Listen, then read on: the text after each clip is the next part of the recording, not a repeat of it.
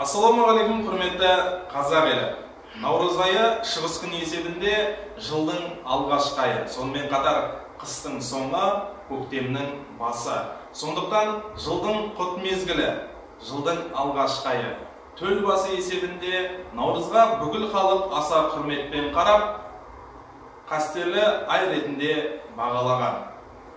Баршаңызды көктемнің алғашқы күні алғыс айту күнімен, 8 наурыз халықаралық әйелдер күнімен, ағайын туысқа құрмет көрсететін көрісу айт мерекесімен, барша мұсылман әлемі тойлайтын ұлы мерекеміз ұлыстың ұлы күні наурыз мерекесімен және ата-бабамыз аңсап жеткен тұғырлы тәуелсіздігіміз Қазақстан Республикасы тәуелсіздігінің 30 жылдық мерейтойымен құттықтаймыз.